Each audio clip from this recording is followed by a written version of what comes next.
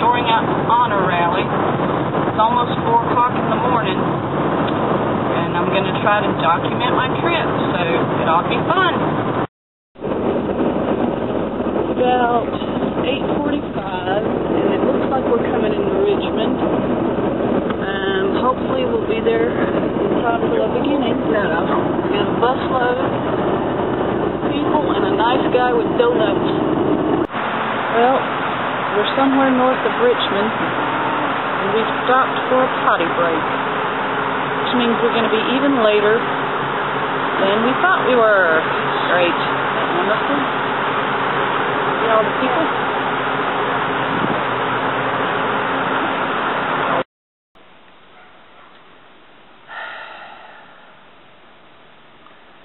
Okay, so you can tell, as you can tell, I'm home now. I need to insert this little bit in here because I did not document anything else from the time I made the last video you just saw until I got to the rally. And I need to tell you exactly what happened. Okay, first of all, our buses were an hour and a half late getting to Smithfield. They were an hour and a half late when they got to Wilmington to pick up the first people, and they were not gassed up. So that made them an hour and a half late by the time they got to us.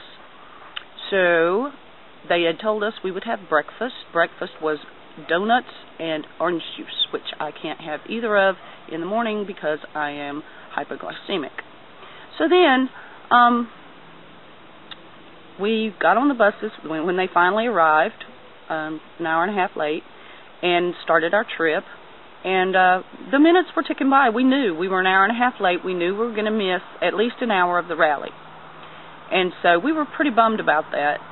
And we just wanted to get there. We wanted to get there. And so just an hour before we got to D.C., they stopped the buses for a potty break. A potty break.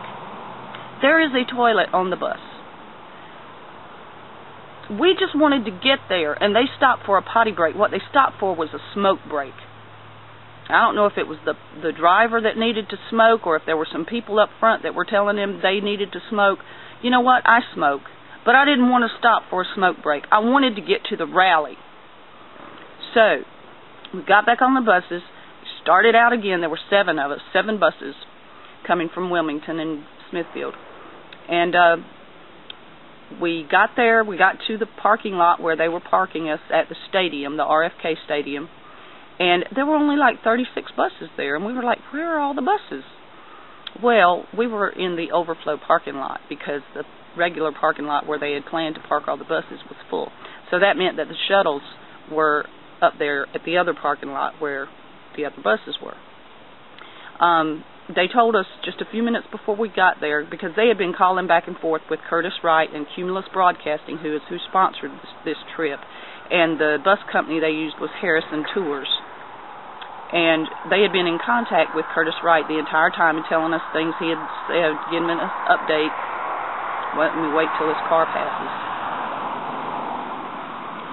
And so they told us that when we got to the shuttles, that the shuttles would take us to the rally because we were so late, that it would take all of us, not just the disabled and the elderly.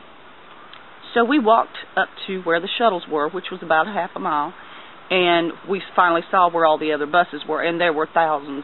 There was maybe, I think the last count was 1,600 buses. So, yeah, it was a lot of buses. And we went up to the people that were loading the people on the shuttles. Security, they had on their little orange vest or bright yellow vest, whatever it was, and told them what we had been told, and the lady wouldn't let us board. Now, mind you, this one bus was being boarded. I walked past 4 buses that were empty and running with the doors closed to this bus that they were loading. And they weren't taking anybody but the elderly and the disabled. And they had 4 buses sitting there completely empty and running. And the lady told me, she said, go talk to that man in the black car. And I looked over, and there was nobody in the black car. So I decided I would just follow the crowd to the metro. And we went. We walked another 3/4 of a mile to the metro. And then we had to, thousands of us, stand in line to get our little metro tickets, and then we had to wait for the metro. Meantime, time's ticking by. We're missing the rally. The right subway bus finally comes. We board that.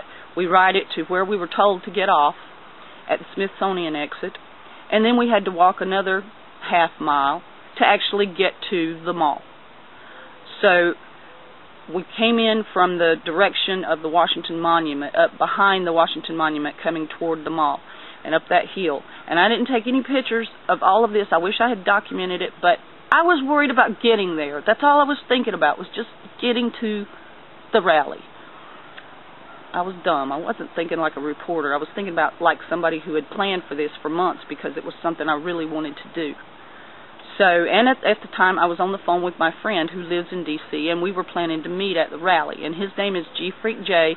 You can look him up on YouTube. I'll leave a link in the bottom. He's a really nice guy. He's just starting to be aware of more of political things and be interested in that. So if you go to his channel, he sometimes uses words that some of you might not approve of, so just don't get on him, because he's a nice guy. And I was talking to him, and so, you know, I didn't think about taking pictures. So I came up behind the back of the Washington Monument. I did take one picture of the scar on the Washington Monument where they stopped building it when the Civil War started, and they didn't start it back until the Civil War was over, and that's why the blocks on the bottom are a different color than the blocks toward the top. I took a picture of that because I knew I was almost at the rally, and my thoughts started going back to, hey, you've got 2 cameras in your purse. So I finally got around the other side of the Washington Monument, and looking down, you could finally see the rally, and it was huge. They had 6 jumbotrons down the sides of the reflecting pool, and big speakers where I was sitting at the top of the hill right past the chain that goes around the Washington Monument, and I could hear and see what was going on.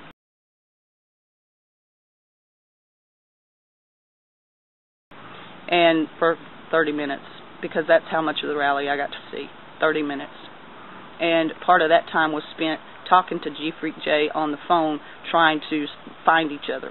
And we did. We found each other, and the best part of going to D.C. for me was hanging out with gfreakj. And that's sad, because the rally, I came home and I watched the entire thing this morning, and it was awesome. And the whole time I couldn't help thinking, I was there, but I wasn't there. And I'm very upset about it, but it's not the rally's fault. It's not Glenn Beck's fault. I blame the bus company, Harrison Tours. I don't blame Cumulus. I don't blame Curtis Wright. I rode with some really nice people who shared their food with me, by the way. Thank you very much. And they said that they had been on 6 other trips with Cumulus and Curtis Wright, and it had this had never happened before. So I don't know. We're going to try and get some of our money back, because we missed the rally. We totally missed it. So now I will include for you what little bit of the rally I was able to see. Enjoy.